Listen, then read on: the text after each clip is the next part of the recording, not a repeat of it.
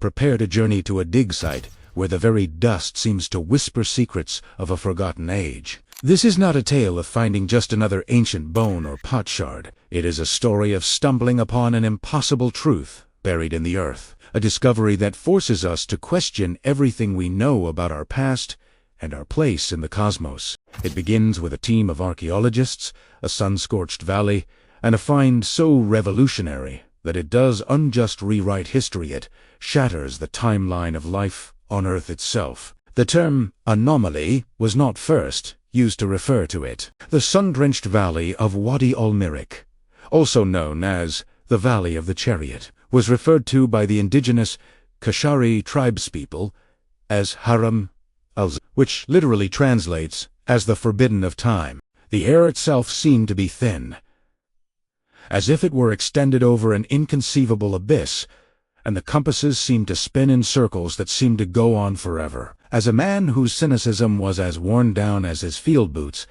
Dr. Aris Thorne disregarded the stories as nothing more than superstition. It was for the bones that he was there.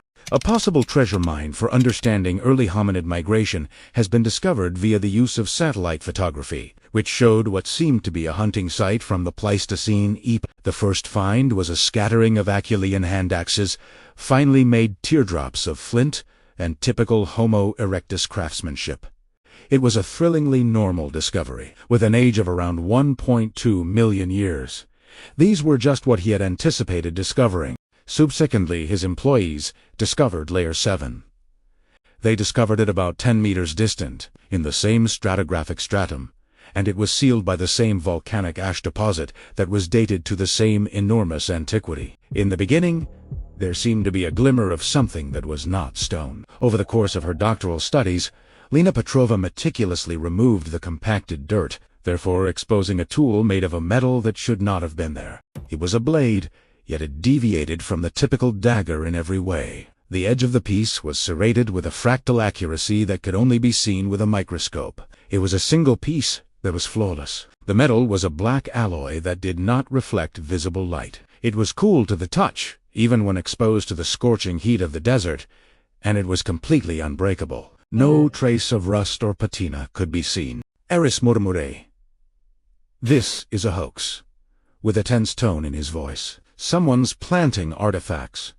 However, the geology could not be refuted. Above the discovery, the layer of volcanic tuff was completely sealed and unaltered. After the ash had fallen more than 1,000,000 years ago, there was nothing that had been buried here. When they returned the next day, they discovered the second item, which was a sphere that was absolutely smooth and the size of a grapefruit. It was composed of a substance that seemed to be obsidian, but pulsed with a faint light from inside. It produced a low, resonant hum every time it was touched, which caused the fillings in their teeth to throb with pain. Their grasp of physics was brought to a halt by the third surprise. It was an instrument in the form of a crescent that, when handled, seemed to have the ability to regulate local gravity. The adjacent dust particles would float higher, and the water that was put next to it would flow in an arc that was soft but hard to achieve. In a state of startled quiet, the camp became silent. It was impossible to refute the evidence. The amazing technology was not the only thing they were looking at. In spite of the fact that it was buried in rock that was more than 1,000,000 years old, they were staring at technology that was more advanced than their own cell phones and surgical steel. The three truths that cannot be proven. The tools provided a paradoxical situation that was a triple-bind titanium, iridium, and an unidentified, very heavy element were all perfectly combined in the alloy, which was a perfect example of the metallurgical paradox. For any pre-industrial civilization, much alone one that lived alongside early hominids, melting it would need temperatures and circumstances that are impossible to achieve. The paradox of technology is that the fractal serrations and the gravity-defying qualities were not merely sophisticated. They were founded on principles of quantum engineering and localized field manipulation, which are concepts that human science is only just starting to hypothesize about. Despite the absence of any evolutionary antecedent, the anthropological paradox remains. It was not a hand axe that was even marginally superior. It was a jump of development that had been going on for millions of years, and there were no intermediary phases. Discovering a jet engine in a Roman chariot was a surprising discovery. This is what the stone is whispering. Another finding that was much more disturbing was uncovered by the researchers when they were analyzing the location. They used ground-penetrating radar to locate a building that was located deep under the bottom of the valley. It was a chamber. Moreover, the geology was incorrect in the area around the entrance to this chamber. It seemed as if time had been entangled in the structures of the rock strata, which were inverted and folded back on themselves. As Lena investigated the resonant sphere, she came to the realization that it was not a tool at all. It was a gadget that stored information. A holographic map was projected into the air by the device when it was exposed to certain sonic frequencies that were produced by their own survey equipment. The map was not of the stars, but rather of time itself. It was a convoluted and whirling pattern of geological epochs and temporal currents, with Wadi al-Mirik serving as the focal point of the picture, the unimaginable concluding statement. A fact that destroyed Dr. Thorne's worldview was pressed upon him, and he was compelled to face it.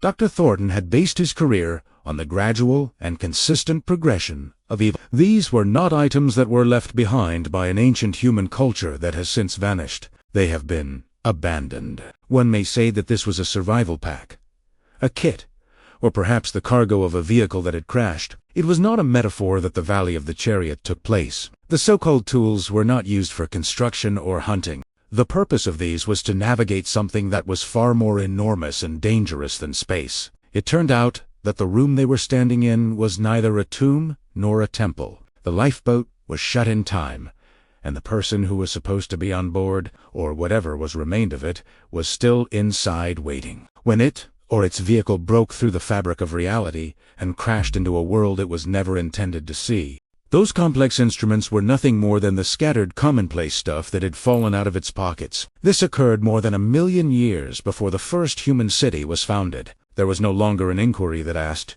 "Who made this?" Dr. Thorne was unable to sleep at night because he was fixated by the pulsing sphere that was sitting on his desk. The question that kept him up was, what were they running from? Does it continue to be on its way?